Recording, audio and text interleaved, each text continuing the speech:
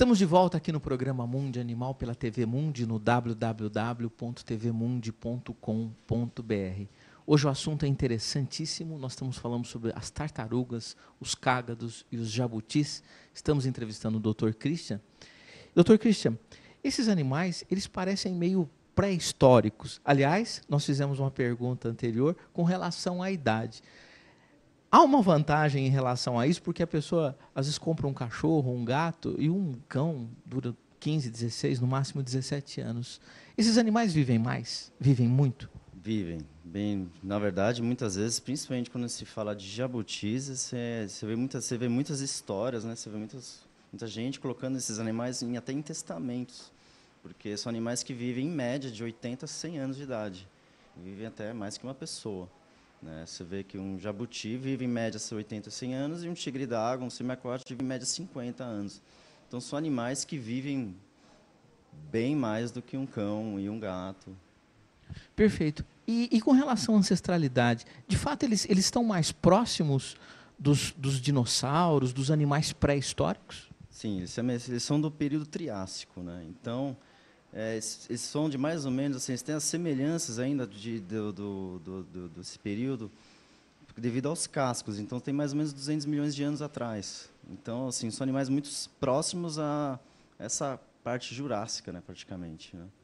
Perfeito. Isso faz com que eles sejam mais resistentes às doenças, aos problemas, às questões ambientais?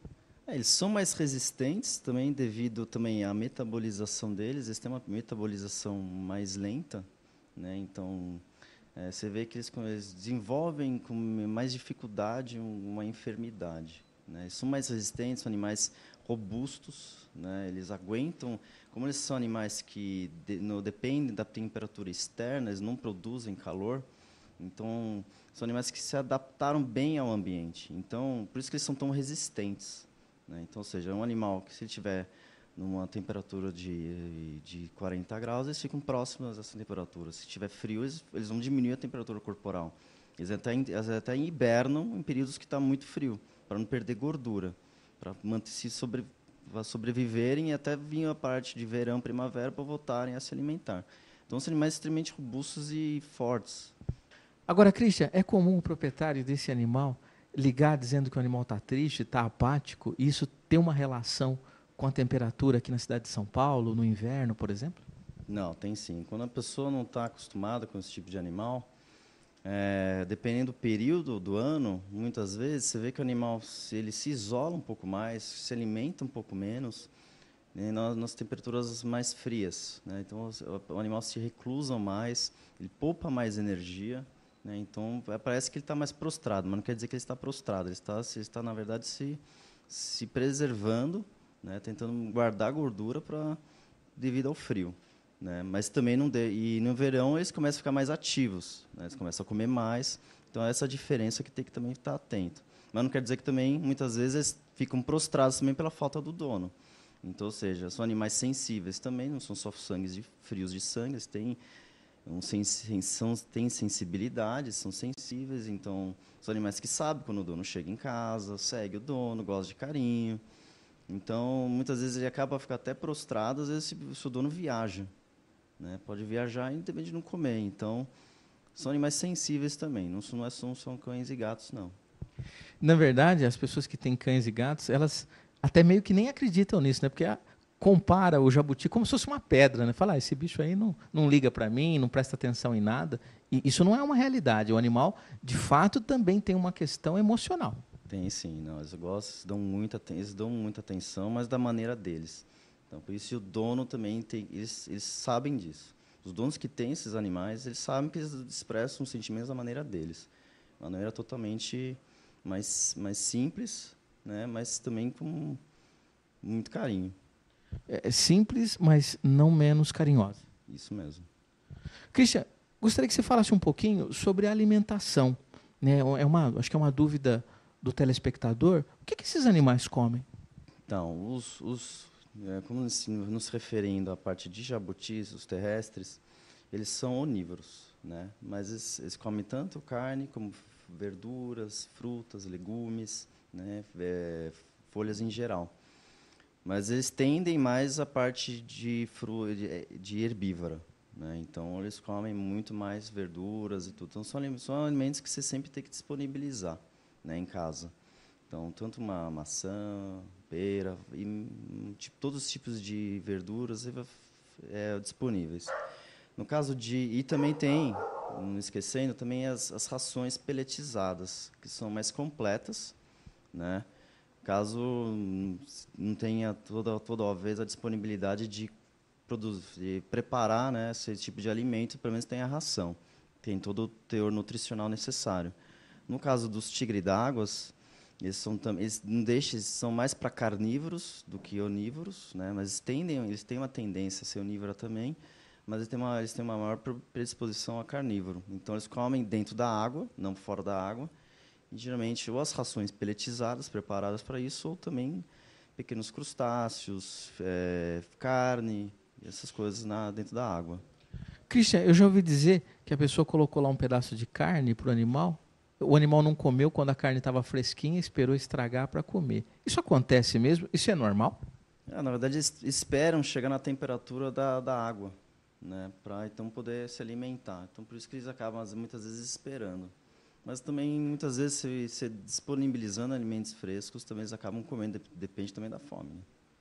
Perfeito. Cristian, acho que uma dúvida muito comum é quando esses animais adoecem, como é que o veterinário sabe que o animal... Aliás, como é que o veterinário sabe o que ele tem? Porque no cão, no gato, já não é muito fácil. E esses animais, como é que vocês fazem? Principalmente, primeiro, existem às vezes alguns sintomas, né, clássicos, né, para saber se está com alguma doença ou não, né. Pode estar com uma diarreia, parou de se alimentar num período que ele não deveria parar de se alimentar, principalmente no verão, né. Existe hipovitaminose, ou seja, pessoas que dão, por exemplo, alface, né, alface que já é um alimento que não é muito indicado para esses animais. Não tem quase praticamente nenhum teor nutricional, eles começam a entrar em hipovitaminose, né, e começam a desenvolver alguns sintomas, né, anatômicos e estruturais também, né. Você vê na má formação em casco, raquitismo, porque não toma sol. Então, o que é mais fácil de ver é quando eles param de comer. Né, eu começo a ter algum inchaço no corpo, ou começa a ter um tipo de diarreia e tudo. É difícil de ver mesmo, senão tem que partir para análises mais laboratoriais. Dr. Christian, é comum vocês utilizarem outras terapias, como, por exemplo, a própria homeopatia para o tratamento desses animais? Eles aceitam bem? Não, eles aceitam super bem a homeopatia. Eu utilizo a homeopatia como um acréscimo no tratamento desses animais.